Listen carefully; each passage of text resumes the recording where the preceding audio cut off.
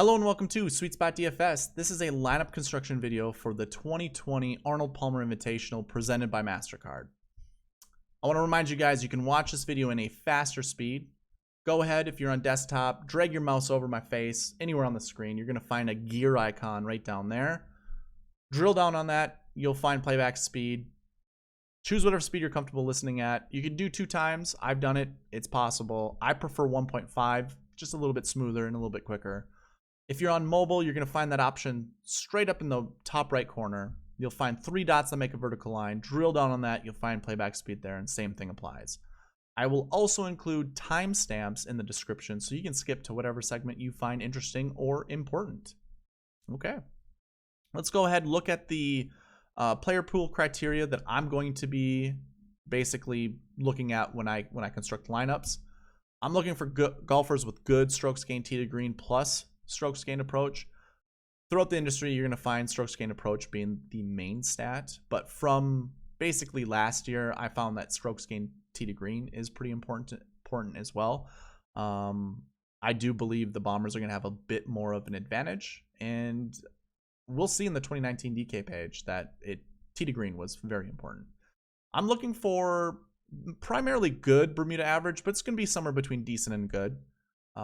Probably staying away from poor Bermuda. I just want, decent to good. Recent form, we want decent to good as well, but we've had poor recent form golfers coming in and doing well. So it's not all, it's going to be a mix of everything, basically, just not terrible recent form. And the last 2 pieces here, I'm going to be heavy on golfers, and this is my bucket system. So I'm going to be heavy on the last year 1 golfers because we want 1 to 5 of them. And then what I don't fill in for those lineups, I'm going to probably fill in with last year 2s and then sprinkle in the rest of them. So what's this bucket system, you say? If you've never been here before, let me give you a brief description of it, and welcome, by the way. I capture stats for every year, and I basically capture finishing positions. So in the top 5 of any given tournament, any given Arnold Palmer year, I look at the year before for the last year bucket here. All of this right here. I will look at the year before and see how many golfers finished in these finishing positions. So these are ranges, obviously. 1st to 20, 20 to 40, 40 to 60. I do a count of how many golfers inside the top 5 fall under those, those ranges. And then just fill that out for the rest of from 2014 and on. 2014 to present day. For last week, I do the same thing, but that's from the tournament before. So this year will be from the Honda Classic. And it goes back to 2013 because that's when that's when I started, capturing stats. It's from 2013 and on. So I do have the week before's tournament. I don't have the year before because that would obviously be 2012. And so what I do with all of this is I capture it for every single year for each, last week, last year. And then I do a count on the side here, and based off of that count, I put a ranking. And that's where your last year score comes in. So last year 1, obviously, there were 12 golfers from 2013 and on that finished inside the top 5 that had a 1st to 20 finish from the year before. And that will create that ranking. And again, I do that for all of these. The actual score, though, that we'll find on the DK page is from the top 10. And that's primarily because I want my player pool to be a little bit bigger. Top 5 is a bit too narrow. And obviously, we're creating DraftKings lineups. So we have 6 golfers to choose from. And obviously, if we only have 1 through 5 in the top 5, we don't have that 6 golfer. So I do want to look at the top 10. It gives us a bit more of a consistent number as well. And, like when we see did not play for the week prior and that dwarfs any of these other numbers, that's a pretty huge tell that's, not playing the week before is very important. Here it's kind of bunched a little bit, but still the 1 to 20 from the year before reigns supreme. And that way now I know for sure, not only is it the top 5, not only is it the highest ranked range in the top 5, it is also for the top 10. So therefore, I apply these scores on the DK page, and I'll just go there right now, and apply them right here. So that's where you got the last year bucket, last week bucket, and that's what you see there. Going back to that notes page, I go a layer deeper, and I record all the different bucket combinations for each year. And basically what I'm trying to find out is how many times does a certain bucket combination happen throughout, you know, from 2014 and on, so the last 6 years. And what I'll do is I will literally I'll eyeball this and just look at how many times a certain bucket combination has happened. And then with that, so right here we see it's a 1-1 has happened in all 6 years. And then that also has happened, you know, a few more times in some of these other tournaments. What I'll do then is I'll capture that down here. So basically this column here just reads out of the last 6 years, how many successful years has it happened?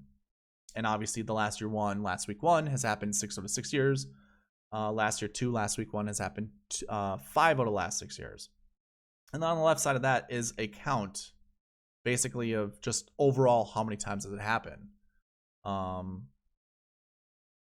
This one isn't too drastic, but like our 2-2s have happened 6 times, and obviously the 1-1s have happened 11 times. But the 2-2s have only happened 3 out of the last 6 years. Hasn't happened every year, but the volume is kind of, you know, it's pretty decent. It matches that of, I guess its brother, the last year 2, last week 1 of 5 of the last 6 years. So again, I go a layer deeper. I see how many times this happened, and based off of this, I then record in this bucket combination percentage out of the last 6 years, how often has it happened? Well, because the 1-1 has happened 6 of the last 6 years, that's where this 100% comes from. And a 1-2 has happened, you know, 3 out of the last 6 years, that's where the 50% comes from. So I use this kind of just primarily to really narrow down my pool even more. Because if I were to go ahead and sort this, or actually, how about this? We'll take away all of them but the ones. And again, we'll take all of them but the last week ones. And as you can see, and don't mind this here at the bottom, this is just in case there were any withdraws and then the alternates come in. You know what? There. Now you guys don't have to worry about it. But anyways, going back to the bucket combinations here, you can see our player pool for the last year 1, last week 1, is 9 golfers. Pretty small. Out of these 9 golfers, I think, you know, I could tell you, choose 1 to 3 of these, basically, because that's what we saw when we looked at the bucket combinations, right? How often has a 1-1 happened in 1 year? You know, like what's the maximum times it's happened? Well, it's 3. We've seen it happen 3 times.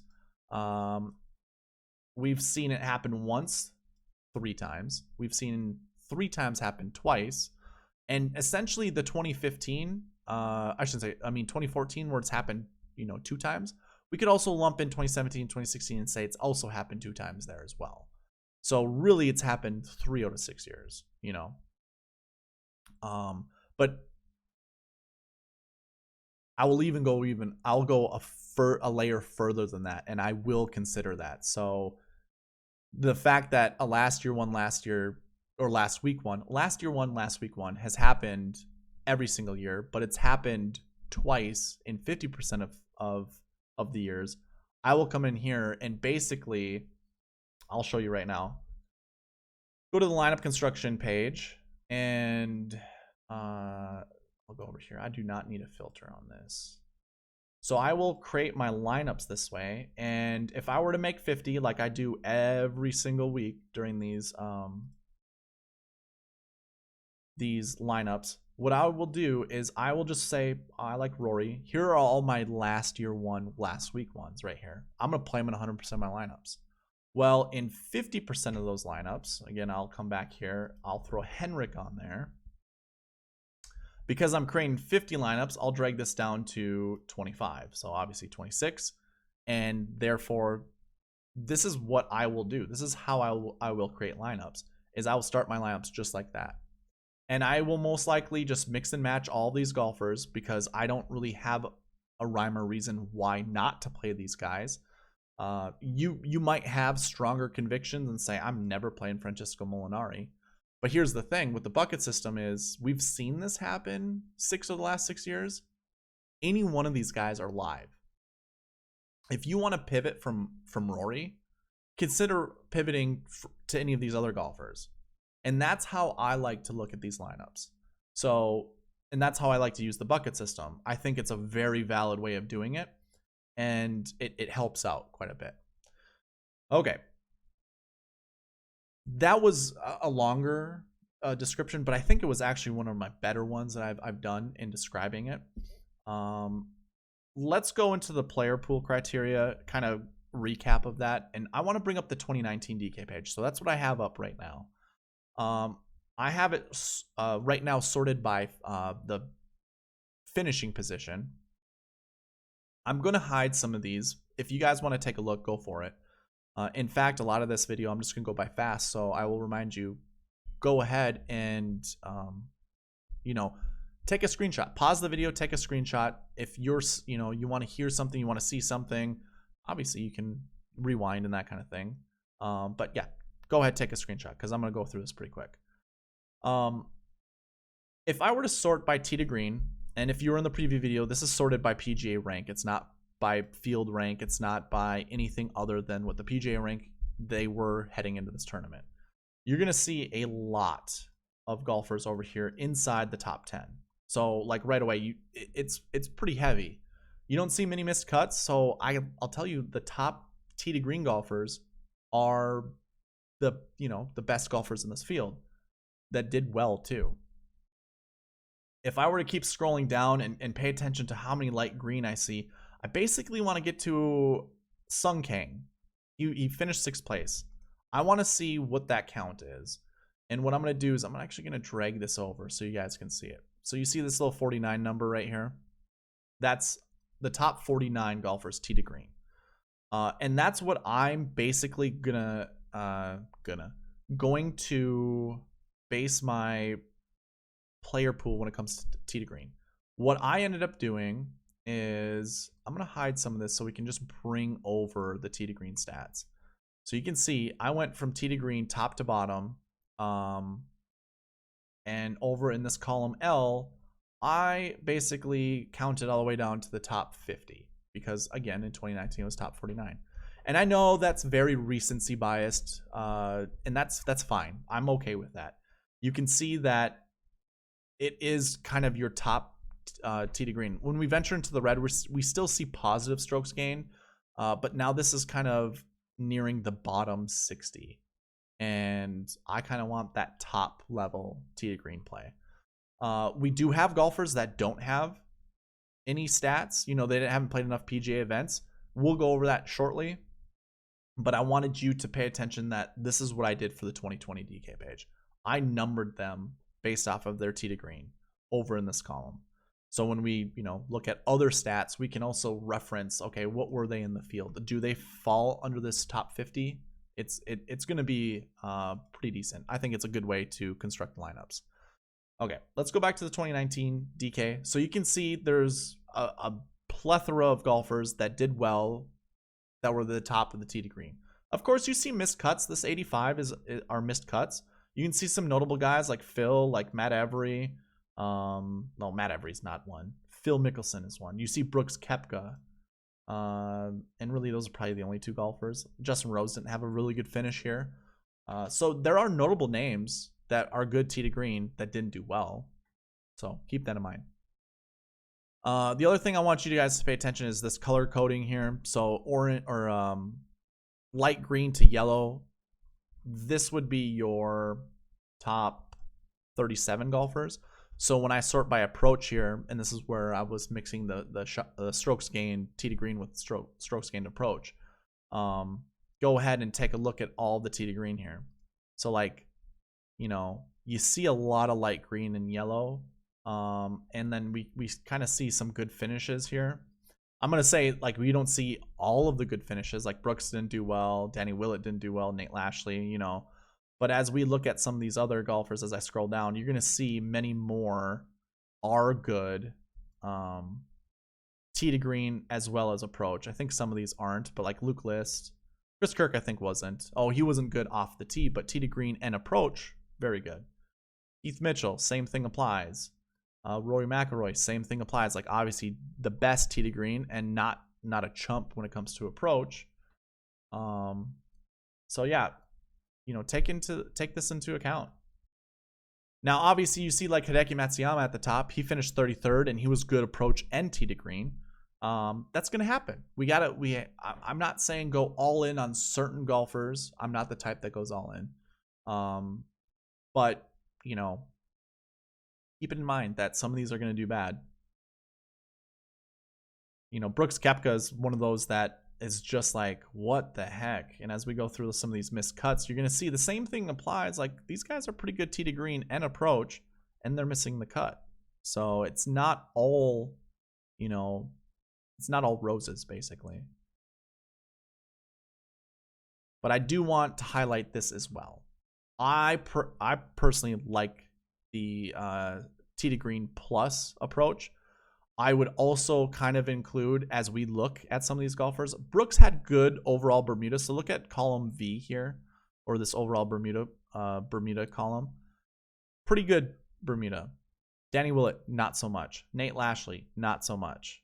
Michael Thompson, Corey Connors, Anders Albertson, not, you know, Anders and Corey, not bad, but still not great. Michael Thompson, not good.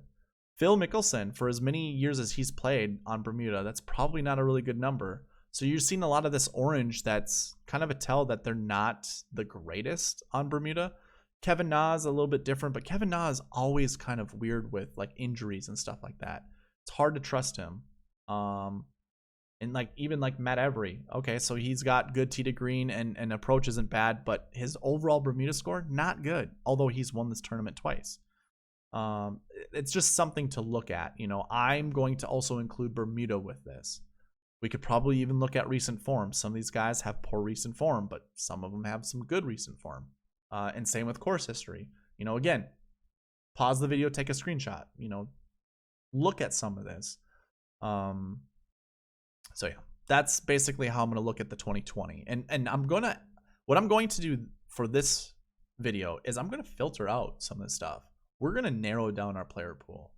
And it's going to be different. I'm going to give you guys a player pool to actually use as opposed to like create lineups, basically. And really that's what the video should be, is like a player pool type of video. And maybe I'll rename it that. We'll see. Okay. Really quickly, we're going to go through recent form. I just want you to pay attention to this column. We're going to be looking at top 10. I want you to look at how many times a light red or even a dark red shows up here, and how many times a light green and a yellow. So again, I'm going to go through, you know, again, we want somewhere from decent to good recent form. And obviously like 2017 is a good model for that. 2016, we see some light red. Again, that's your poor recent form, but for the most part, it's decent to good. You know, we have Henrik with really good recent form coming in. Anything that's light green and yellow is good. Anything orange is decent, and anything light red is poor, and dark red is terrible. So you can see the light red doesn't show up all that often. We see a lot of orange, which is decent, yellow, which is good, and green is obviously exceptional. So yeah, I wanted to go through that, because what I'm going to do now is we're going to go through we're gonna bring down the player pool a little bit. I'm gonna go through tee times. Should I go through tee times right now? Yeah, that's fine. I'll go through tee times right now.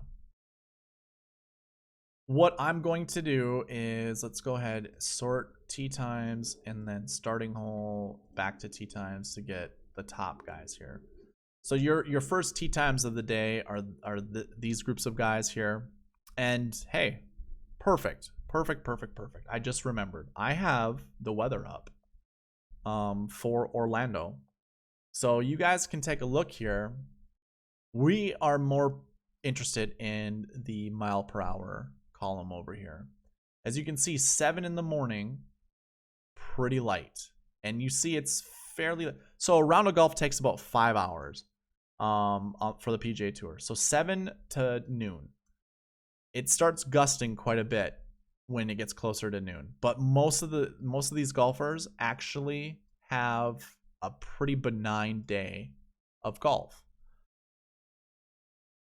That's different than the afternoon. The afternoon is pretty heavy. I mean, that's where you get to your highest mile per hour here. And these are just your average mile per hour. These aren't gusts. So gusts can get up to 30 miles per hour.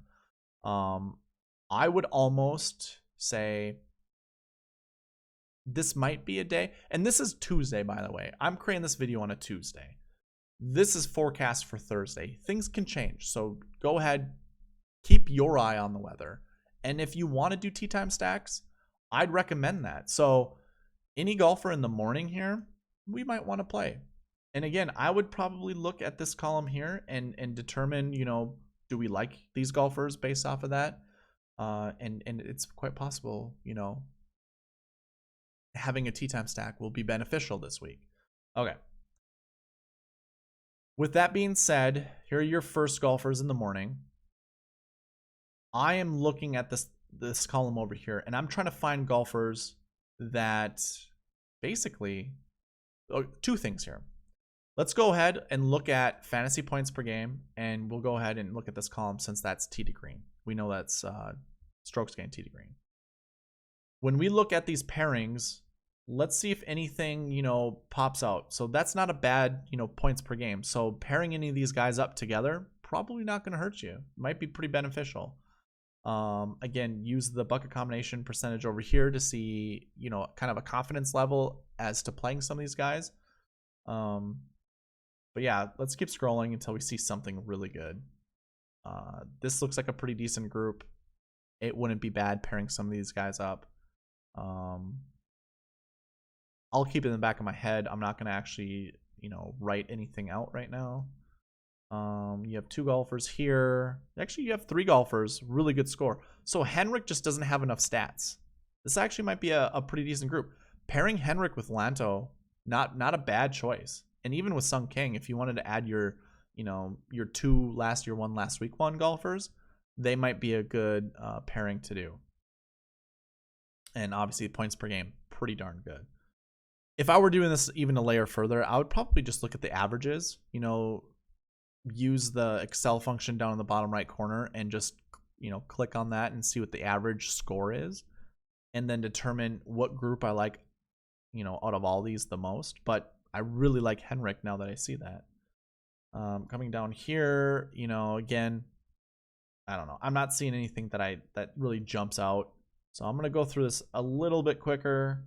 I'll just say certain things that catch my eye. Like, I do like this group a little bit.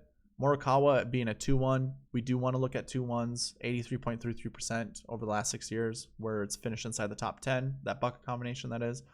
We do see Max Homa that happen also. I will say this, you don't see 2-1s multiple times. At least I don't recall. 2-1. Okay, so 1 year it happened multiple times. So keep that in mind. It has happened. Which year was it? Okay, it was 2017 it did. And one was 10th place, one was, whatever. I don't think that's really, I might play them in one lineup together, but I will probably try to stay away from pairing Collin Morikawa with Max Homa. And that's how I look at the bucket combinations. So as we keep going down, I really like Kevin Kisner. I don't mind this group. He's paired up with Jimmy Walker. I guarantee you they're friends. They're probably friends. This doesn't mean I want to play any of these guys, but maybe Tyler Duncan being 83.33%. Recent form isn't that great, and we'll have to see what his Bermuda stats are. But thank goodness Rory's in the morning. I didn't even look at that. This whole tee time stuff I was doing almost on the fly. Now I'm pretty much all in on Rory McIlroy seeing this. Davis Love III, he's just going to be there. I don't think he's going to be a factor at all. I think this might even bump up Francesco, but now that I see they're playing together, I'm most likely not going to play them together. And since I'm so heavy on Rory, I'm probably not going to put a lot of Francesco with Rory. I might play him in 1 or 2 lineups out of 50. That's fine, and I'll live and die off of that. That's totally fine with me. Another morning tea time is Brooks Koepka and Jason Day. Now this is tricky because I mean this group is really good, really good. These guys could play off each other really easily. The only thing I don't like is Brooks just has not looked decent.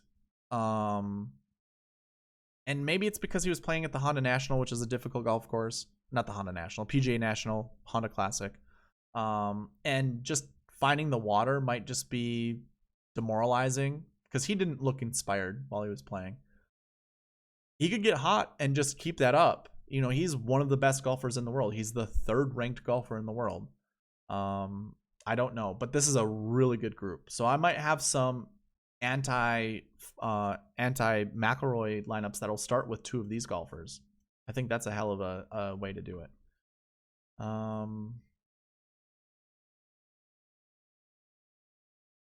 This actually might be a pretty decent group. Fitzpatrick doesn't have enough stats to actually. He doesn't have enough PGA starts, that is, to capture stats from. So Fitzpatrick might be a pretty good combination with any of these golfers here. Something to keep in mind. This actually isn't a bad group either. A lot of points per game. This is actually one of those groups of golfers that could get hot. Usually you find some of these middle of the pack or even lower pack golfers where one of them gets on a heater and another guy's pretty close by. But like Carlos Ortiz could be, this actually might be a good round 1 bet, you know, 1st round leader or even showdown slate, you know, putting these 3 golfers together or 2 of them at least. I think that might be decent. Now we kind of venture into the afternoon waves. I do like Redman. I guess Scheffler and Redman aren't playing together. Oh, no, they're not. So only Scheffler's playing with Brian Gay. So some of these tee times are a bit odd. There are a couple golfers that only have. There are a couple tee times, I should say, that only have a couple golfers, not all 3. Interesting to see Benny Ann. I think he's a grinded out type of golfer where he's not going to be totally affected by the wind. Now we kind of get into Matsuyama, Fleetwood, Sebastian Munoz. I like this group. They're just playing in the afternoon where the wind's going to be picking up. So are they able to go low? I'm not positive on that. And especially when the greens get really fast, yeah, that will be really difficult. So we'll see. I might restrict myself from playing some of these guys, especially when Matsuyama's 10-6 and I want to play a lot of Rory. I'm probably not going to be on that.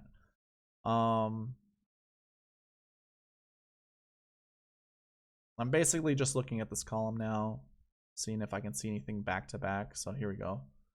Leishman, Fowler, Sungjae Im. That's a heck of a group, and I think all 3 of them can play decent in the wind. So I don't really think you should be too, you know, influenced by not playing these guys because they're in the afternoon wave. Again, we do have to check weather on Wednesday night as opposed to just trying to forecast it right now. Weather can change. This actually isn't too bad of a group, but again, being in the afternoon, I'm not sure. Bryson's in the afternoon with Patrick Reed and Phil. I think in my notes last year,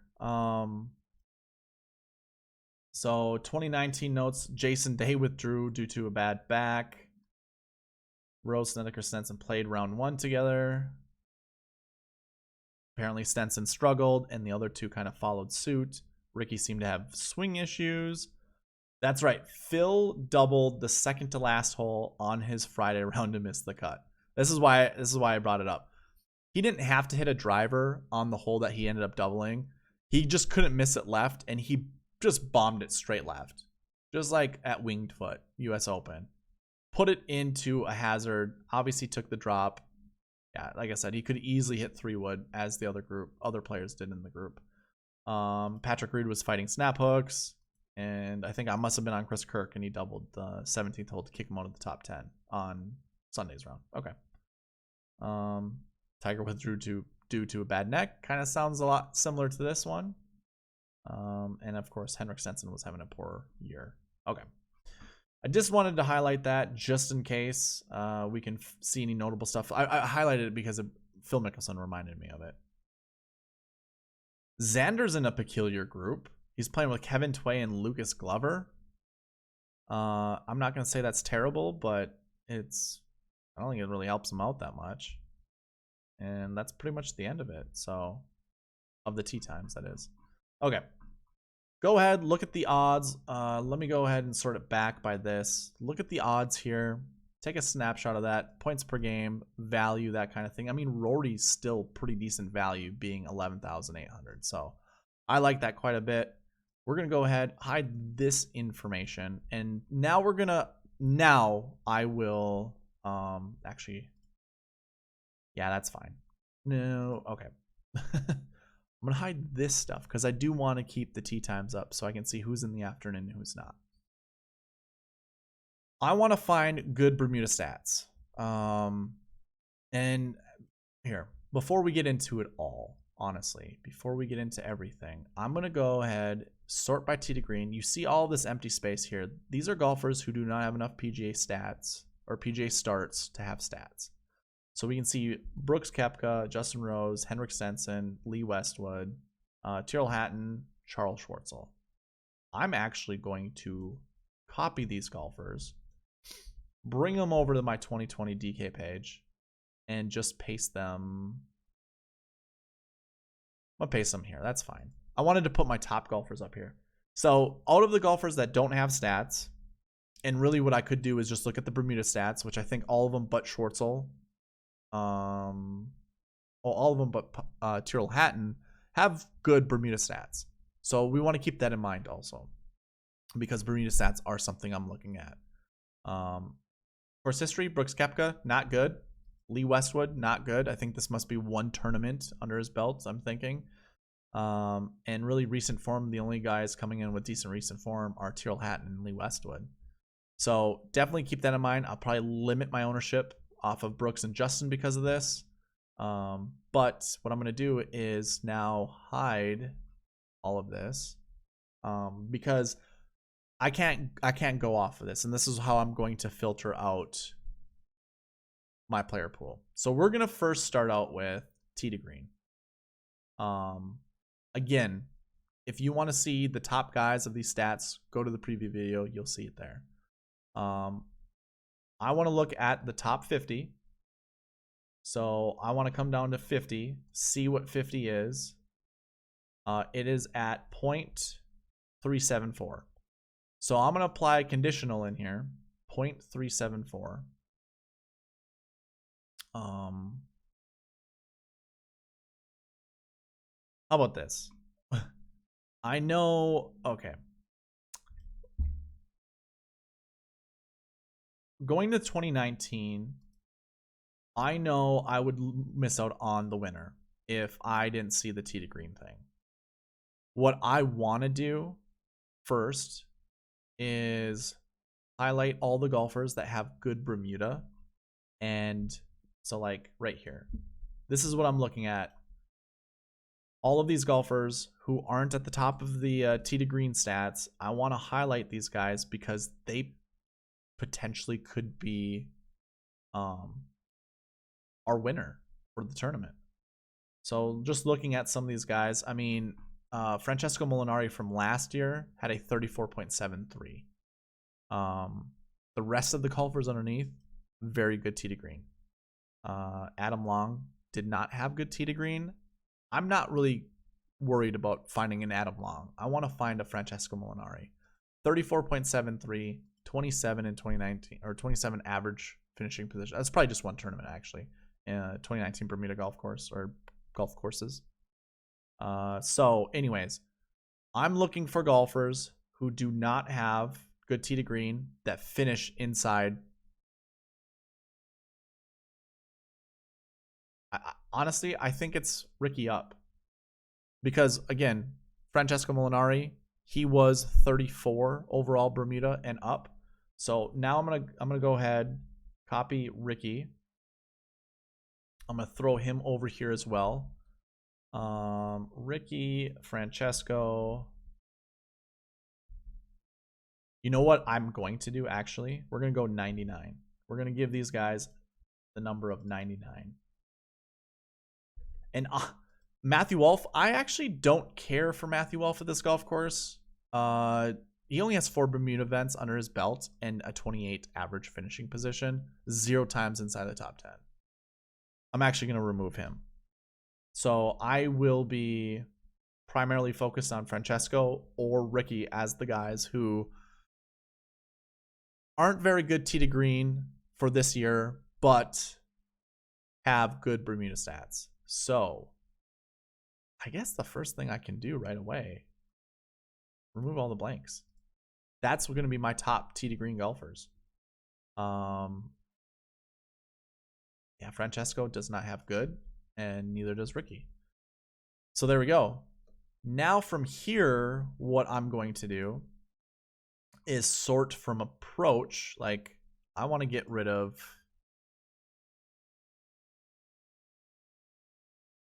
I'm just going to double check this. So Matt Wallace, 136. Again, Adam Long. So Molinari was not good with approach, but he had good Bermuda. So let's go ahead. Man, that's more of a difficult one because I can't do a double conditional on the spreadsheets here. But if I were to see something like this, like Harry Higgs, you're out. But these 3 golfers right here, not bad. Actually, it would just be these 2 because Francesco gets a pass just for having good Bermuda stats. Interesting. Okay. So Jason Day and Billy Horschel will be removed from this. What I'm going to do is just go ahead and copy both of them and throw them over here because they're going to get removed as soon as I do my...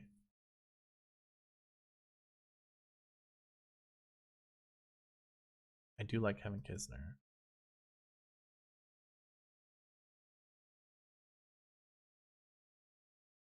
Yeah, no, this is totally fine. I'm okay with getting rid of some of these golfers. So basically anything that... I'm not getting rid of Kevin Kisner. Okay. I like Kevin Kisner. What I'm going to do, he's going to get removed also. So I'm going to throw him right there. And that's primarily because I'm getting rid of all the light red. We're not going to see any more light red because we don't see it really that much in approach over here. So let's go ahead and do that right now. So we'll apply a conditional for approach. And I will say greater than... What was it? Greater than 0.124.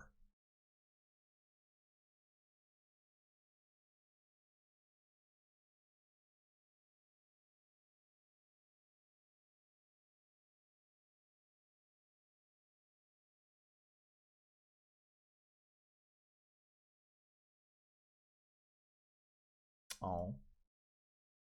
I didn't hit okay.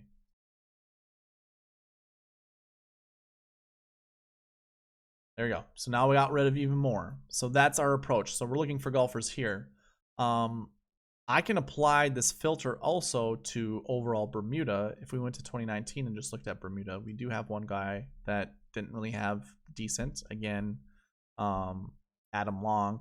So let's go ahead, sort by Bermuda from top to bottom. And look at some of these golfers down here. Do we like any of these golfers that much? Should we just get rid of them based off of what we see? Again, based off of 2019, Matt Fitzpatrick was up there, but he didn't have any stats leading into this, and I'm sure he probably hadn't played that often. I guess I'm okay with just really removing.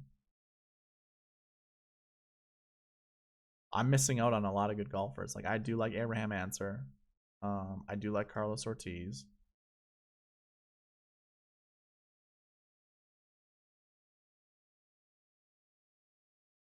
So here I guess. This is going to defeat the purpose. I understand. But I think I have to play at least one of these guys. So these are basically our lovable losers over here. These are the guys that aren't going to make the cut once I get rid of this. So again, we want less than 60 basically. less than or equal to 60. Okay. And now I have narrowed down my player group to 35. Obviously, we know we have those other golfers that are over in the midst, waiting to be created. But now, basically, I'm finding the meat of my lineups. I could go something by birdie or better and try to find something a little bit more interesting to create. Rory McIlroy at the top, Scotty Scheffler, which is really interesting. 7 events, 14.29. Now we can look at like morning tee time against afternoon tee time. And maybe here, I'll show you. I'll go with that. That's fine. I'm not sure if I've ever filtered by condition when it comes to this, but let's go greater than or equal to. Wonder if I can do this. 11:30 a.m. Is this gonna work? You guys think? Ah, it does. Okay, well, I want it less than, not. Oh. So here are all our morning golfers. We could probably, you know, start with this. Sung Kang being the only other 1-1. Rafa Cabrera Bello being another 1-1. And I like Rafa quite a bit. So I think this might be a really good way to anchor your lineups with a golfer. And I think choosing one of these golfers is probably a good way to do it. So go ahead, screenshot this. Maybe you start your golfers this way. I personally do not like Tony Finau. Why didn't I like Tony Finau? I'm trying to remember in the preview video what it was. It was the overall Bermuda. That's right. I think I wanted under 47 for overall Bermuda. I know there are some golfers here that do. And I think it was the tee to green thing with the overall Bermuda. I think. There was a reason I did not like Tony Finau, and I can't remember off the top of my head what it is. I'll have to look at the preview video. Anyways, you can also look at the frequency that they finished inside the top 10. Rory 50%. Ryan Moore 21.62. Emiliano Grillo 22.22. You know, like, that's pretty decent. In all honesty, I'm probably gonna sort by off the tee also and find more golfers that I like and combine it with my bucket combination over here. I mean, Morikawa might be a good play to pair up with like a Rory McIlroy. You know, we want to find some decently priced guys to mix up there. And again, recent form. We want to find good recent form, but we can target some of these guys. Like I said, I would say don't play more than 2 with poor recent form. So like that even narrows it down even more. I would probably go with Rory and then maybe go with like a Colin Morikawa or an Emiliano Grillo, although his recent form is pretty terrible. That's fine. Lonto Griffin, not a bad choice either. And maybe I still want to see, like, I can sort by good drive percentage. Which of my golfers up here have good drive? Corey Connors, Emiliano Grillo, Ryan Moore. We were just talking about those guys. Maybe these guys make a core, of golfers we want. That would be totally fine. We even see Alex Noren up there. Adam Scott at the bottom. Lonto Griffin at the bottom. Bud Cauley at the bottom. So basically what I would do from here is come back to the buckets.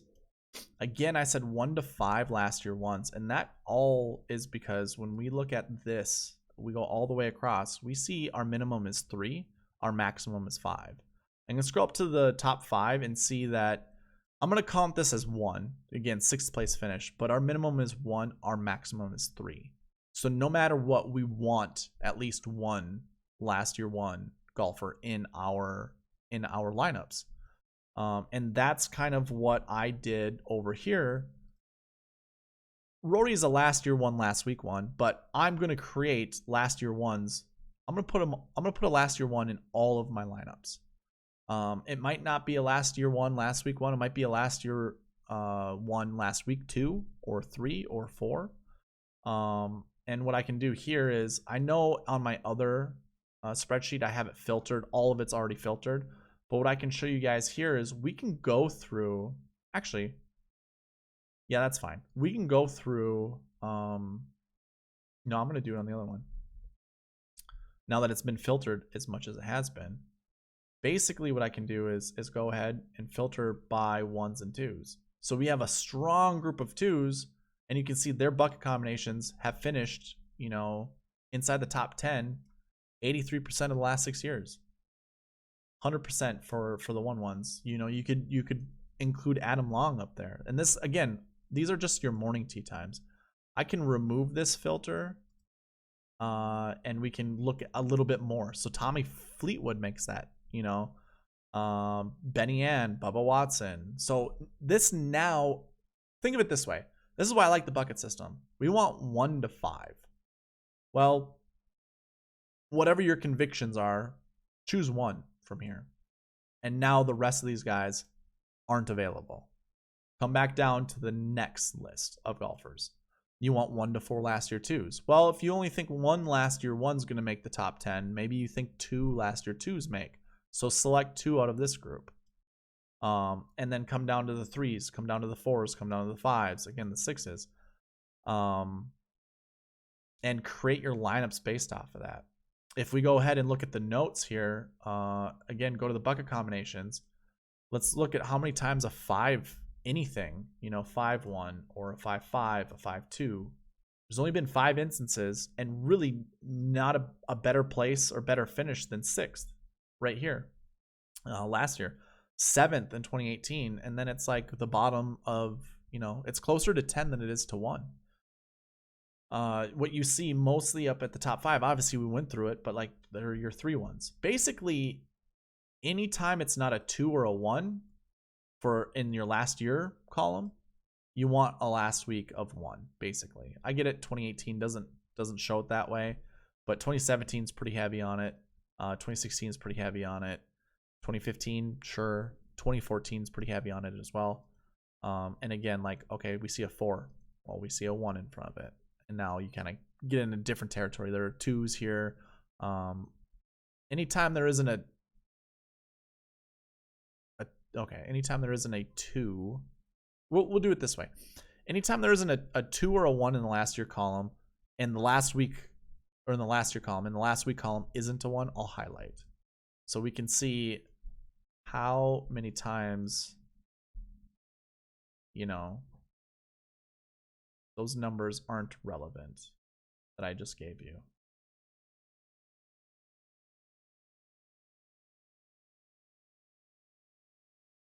I'm sorry, we didn't need to do that. Oh yeah, well, no, that's fine. There you go. I'll also take that off. I know it's kind of messy, but again, I think you're safer with either finding your last year 1s or last year 2s, and then if you don't, then follow it up with the last week 1. So out of that player pool that I have, you know, we come down here, pretty much it's already there for us. It's already separated for us. We can look at these 4s here and take some of these guys out.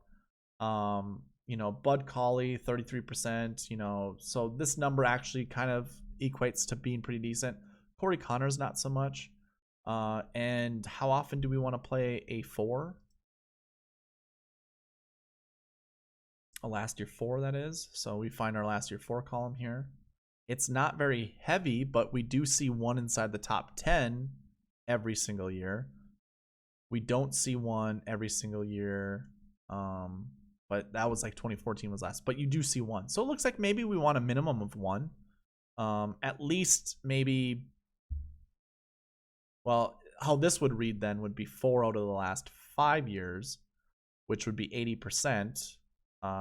We have seen a last year 4 inside the top 5. So maybe we play any of these golfers in 80% of our lineups and we mix and match. Unless you have a conviction over one of these guys that you're like, I want that guy more times than whatever. And again, you could even go by the morning times, you know? Maybe now those 3 golfers you like that much more. So again, this the last year 4 is going to take up one position on your lineup. So let me just take Corey Connors, go to the lineup construction page. I'm going to take the filter off just in case. And we also see Jason Day and Abraham Answer and Brooks Koepka. They're all also 4s. So here, let me just do this. I'll put Brooks right here, and 80% of 50.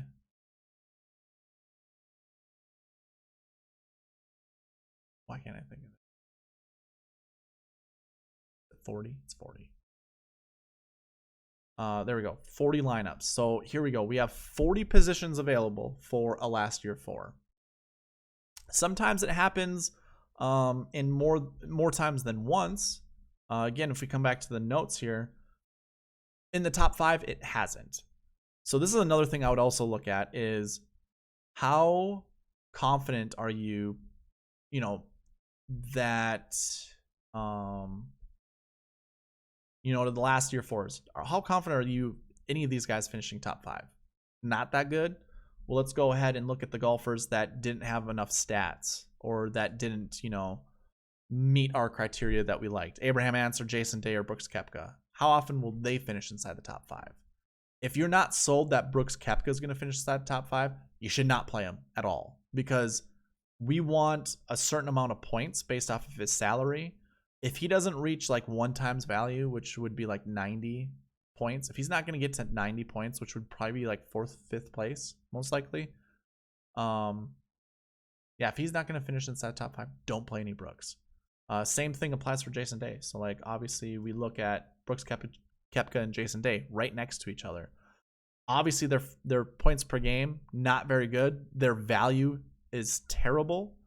They need to finish inside the top 5 for them to basically bring value back based off their salary. They both have morning tee times. That's why we included them. That's why we can like them. But we could probably limit how often we want to play them. Like Brooks's bucket combination only happened 16.67% over the last 6 years.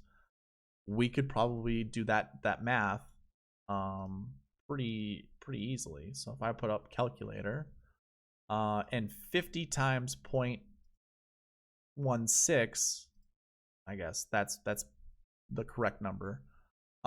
It's going to get us a number, 8 lineups. We can just go like hard number. Okay, it's only going to happen 8 times. Now, if you've been with me before, obviously that number, that percentage is based off the last 6 years. This is going to bump up to 7 years now. So do we think it only happens 1 out of 7 years now? Like we're not confident it's going to happen. It's going to be 0.14 as opposed to 0.16. So we can times that by 50 and get a number. So 7. Instead of 8 lineups, we do it in 7 lineups. We put Brooks in 7 lineups, which I'm totally cool with doing. I'll probably do that anyways.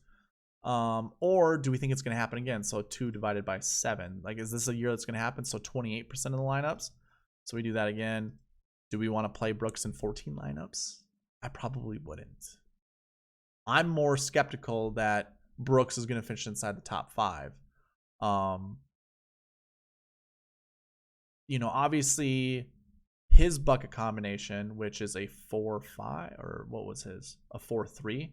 We could look at the other golfers that we have do Corey Connors. So between him and Corey Connors, we play them in 7 lineups or 7 to 14 lineups. So we can even mix it between those two because Corey Connors also applies in that bucket combination. Now, Joel Damon is 66.67%. I don't think I'm going to be playing Joel Damon in 66% of my lineups. In fact, it's not going to happen.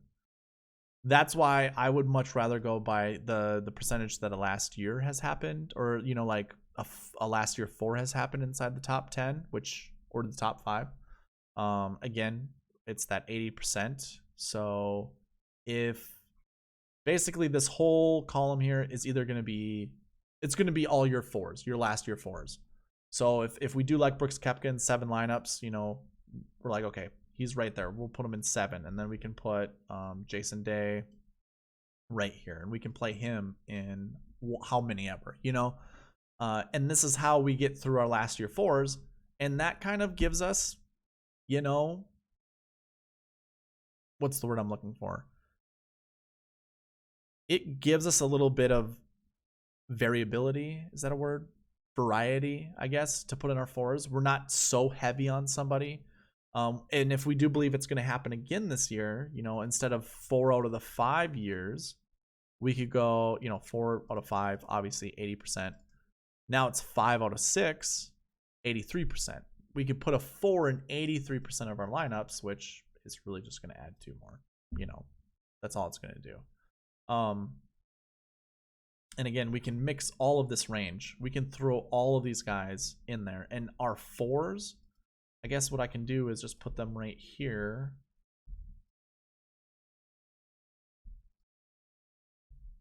Yeah, I can try to work this out so it looks much cleaner. Should have been thinking about that before, but whatever.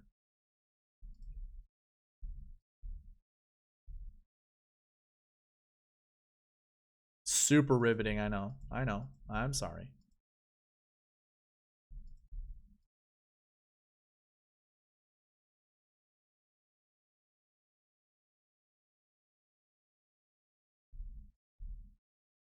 There we go. Now that it's color coded, sorry for that. We can look at our 4s, you know, and so I have 3 to go with the other 4 on the other spreadsheet. 5. So like I could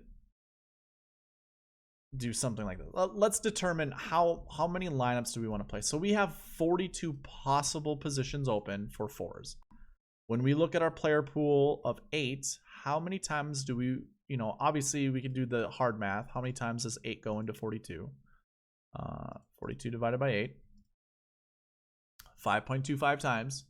So really we could play each one of these guys 5 times, and then whatever the leftover we could play with whatever. If we have a stronger conviction on some of these guys, we can play them a little bit more. So I mean, like I would, in this column over here right next to their name, just be like, well, I'm going to play Brooks at that 8 mark. I'm going to play Jason Day at 7. And then I want my morning guys, which would be Corey Connors, Harold Varner, and Bud Cauley. I'm going to play them a little bit more than 5 times. So I'll play them 6 times. So there, and there. What is this number total now? 33. And we were looking at what? 42. So I can go 3, 3, and 3. And there's our 42 number. So Brooks, we already have him in that's 7 lineups. I can go something like this. Jason Day, that's 5, so there's 7. Corey Connors will drag down to 6. Harmon will drag down to 3. Varner will drag down to 6. Damon, 3. Cauley, 6. And the last guy should be 3, right? Is it answer? Yeah, it's answer. So, okay, there we go. Now, of course, we can play multiple, you know, of these guys, because if we, again, I go back to this for validation. How many times in the top 10 has a, like, what's the min max? It's 1 to 3. And 3's only happened once, so 20% of the time. I don't think 3's going to happen again, but we can put 2 in nearly 40% of our lineups. So in all reality, maybe we like Jason Day, Brooks Koepka. You know, and that'll obviously boost Jason Day's ownership that we're playing him in a couple times. But whatever, you know, not that big of a deal. Maybe we like Corey Connors here. How about this? We put all of our top guys that we played a couple more times. And we can mix in some of these guys. But do something like this and not make it more than 40%. And then I would come down here. This is the great thing about Google Sheets, and I'll bring it over. What I can do over here, select all the cells that I want, you know, one of these guys to be in, and go ahead and randomize the range. And before I do that, what I could do is, instead of putting these guys all together, no, I do want them together, so never mind. Go ahead and randomize the range, and now they're all going to be all mixed up. You're not going to see the top down, you know, going, you know, Brooks all the way down and then paired up with Rory and that kind of thing. So this will give us a little bit more of randomization to our lineups. And really, that's all I wanted to show when it came to that. You guys can see what my player groups already are. Coming back to here. This is basically gonna be my player group right here. I can go ahead, copy and paste this, bring it over to this page, and I'm actually gonna paste it right here. So my player group is gonna be, you know, basically here. I'm gonna bring it back up here. Get rid of these two. I'm gonna have 48 golfers in my player pool, it looks like. And I'm gonna go through and do that bucket combination. I mean, I have 300 positions available. And I have quite a bit, you know, 300 positions available is obviously 50 by 6. That's 300 positions available. I probably don't have that many combinations I can mix together because of pricing and that kind of thing. But I'm going to think of my ownerships when it comes to, you know, this group over here. Obviously, again, I have all of my filters on right now, and this has narrowed down our group. But I'm going to choose one guy from this group here, and that's going to leave me open to only 26 golfers. And then I'm going to select only 2 or, you know, 1 or 2 golfers from here, and then I'm not going to touch this whole these golfers here. So I've just eliminated 20, and I'll come down here, and now I have 15 golfers to choose from. Well, 15 plus obviously the top guys here that didn't fall in the stats that we like. So that's 13. So I'll have 28 golfers to choose from. And that's how I'm going to do this. I'm going to go through it that way. I like this way much better than times in the past that I've went over this. And I gave you guys a player pool. Obviously, again, screenshot this. Choose any of these players. Maybe you're on some of these guys. But again, I'm sticking with tee to green. So that's why, you know, we have that filter. We've also filtered out the bad Bermuda golfers. We have filtered out the bad approach golfers. I think we only lost like 3 when we did that. Tee to green, this filter was just to remove all the blanks that were in there. But there we go. I mean, I like it. Again, we saw the morning tee times. You see the afternoon tee times. I don't think it's super solid to just stack one wave. So obviously you're going to want some afternoon golfers, but there are a limited amount of lineups we can create based off a salary, obviously. So like we can only do so many Rory and Tommy. I mean, if we were going to put Rory and Tommy together, I'm going to have to think of how am I going to fit. I'm probably not going to choose another one, and if I do, really it's Adam Long or Sung Kang. So that's 29,500. I'm gonna have to find a bunch of guys that are like $6,000, which, hey, Lanto, that's not bad. Do we go to Varner? He's in the morning. So now I have 43,400. I need to find someone that is $6,600 or less, and I don't see that in this group. So really what I probably have to do is get rid of Varner, play Corey, which now gives me 6,800. That's still not going to do it. And as you can see, 69, 68, 67 to go with my 11,000 and 11,800 guys. It's almost impossible. I don't think I can't see anything on this screen that would allow me to do that. So if I'm going strictly by this player pool, I can't put any Tommy Fleetwood and Rory McIlroy together.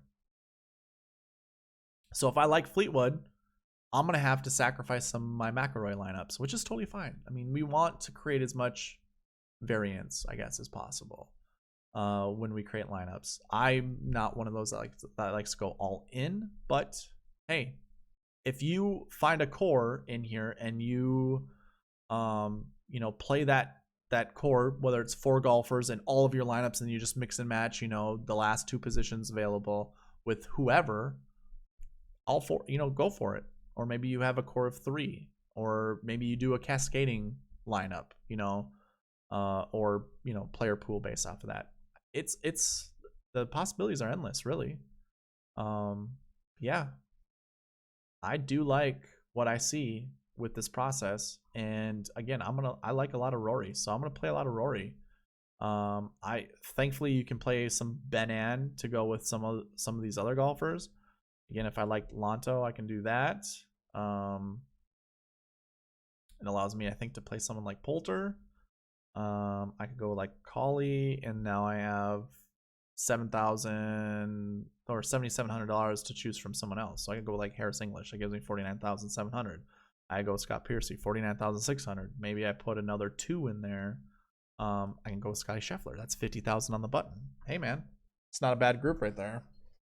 So this is probably more of, I would assume, what you guys want to see is finding some players as opposed to actual creating lineups. But how about this? Let's create a couple lineups with our player pool. So I already have them over here. So let's give ourselves a blank slate. You already know I'm going to play Rory McIlroy and a bunch of lineups, so I'm actually going to keep that over here. But I do want to see what a Rory Henrik Stenson lineup is going to look like. I'm just going to do this really easy because I don't want to see this anymore. I don't want to see it not. It's a bit anal, but I just don't want to see this not in order.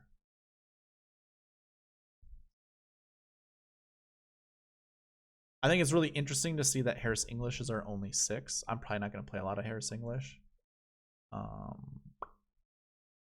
you go. So obviously, I'm not going to play any more of these 1s. Let's look at the 2s. Who do we like? You know, I only have $7,300 left. I do like... let's just throw Lanto up there. I mean, Lanto is probably the easiest one to choose from. But now I have 3 golfers based off of this color combination. I do like Tyrrell Hatton. He's like 8,000 something, so that brings me down to 72. I know Corey Connors isn't that expensive, so now it's back up to 76. I can choose anything from here. I can go with another orange. I can go with another yellow, light green. Of course, this is last year 1, last year 2, last year 3, last year 4. So now we can mix and match whatever. And let's say, I don't really remember all of the prices. Like, how much is Abraham Answer? Too much. So Abraham Answers $200 over 76. So he's $7,800. Like I said, I like Poulter, so I could probably play Poulter. That's perfect. So there's one lineup. How about we don't go with a Rory lineup, we go with the Tommy Fleetwood lineup. So we throw Tommy, who's a 1-2. I need a 1-1. So again, I could come here and search for my 1-1. I like Rafa Cabrera. Let's throw him together. And let's say in this one, we're going to go with 3 golfers that are up there. So we put Sung Jae up there. So not a bad core so far. Let's say I like Morikawa. Does that... yeah, that makes things a little awkward. How about Westwood's like 8,000 something. I think it's Charles also. That's fine. And maybe we go with Carlos Ortiz just because. And then we have 7,300 left. Scott Piercy, I think, is 73 on the button, right? Yeah. So, I mean, like, that's another way to do a lineup. And I'm pretty confident playing these guys because they fit my stat models. Of course, some of these guys are European that don't have enough PGA starts that, you know, that go with their PGA starts for PGA stats. But either way, like, it's not bad. Maybe we throw Cabrera with Rory. Now there's 2 1-1s. Let's say we really like Morikawa. We throw Morikawa up there. And then also maybe Munoz. And I can also go by tee times, see if any of these guys are playing together.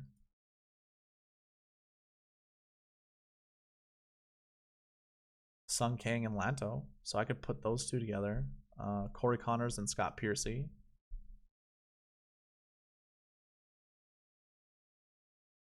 Ogie and Collie. That's interesting. Noren and Moore.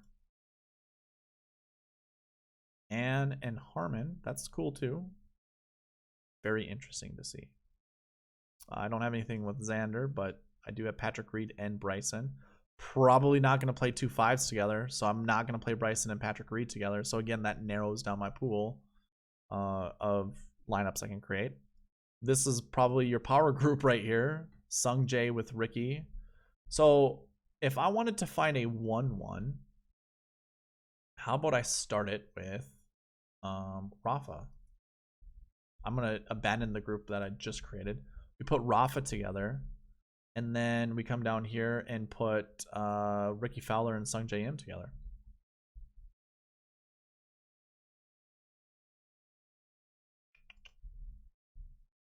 So that leaves me with $7,800. That, again, pretty solid group. I do have my 1-1, you know, that I can feel confident. I just think Rory is going to be inside the top 10. So I would want to play Rory with Rafa, but let's go without Rory in this one. I mean, I do like Morikawa. I think he's just that solid where you can play, you know, several of him. Do we put Answer in this group? So $7,400 left. Do we want a red or do we want another orange, a yellow?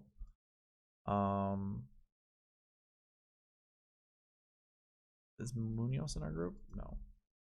So I mean that leaves us with 500, and that's a solid lineup right there. So I gave you guys some ideas. I know you guys don't have access to the spreadsheet, but I think you guys saw enough where, you know, it's doable. You can create any of these lineups. Hopefully I gave you guys some ideas on how to create lineups. I'm actually really excited to start doing this, and I'm glad to get this video out, you know, a day early, basically. Going forward, I'm not sure if I'm going to be able to do that, because this being a Florida event, the tee times came out a day early. Usually they come out on a Wednesday, like the day before. And that's why I've always held off and waited until Wednesday to have the lineup construction video, because I want tee times involved. I do want to see, you know, can we get any kind of advantage when it comes to weather? Without that, you could just still go by the stats and then just say something like, you know, check in on Wednesday about, you know, whatever, find your nuclei of golfers that you like, and then, you know, maybe vary it based off of weather, you know, something like that. But I'm glad that the tee times came out. I do want to do these on Tuesdays because I think it's a prime time to get it out, to get more people to see it.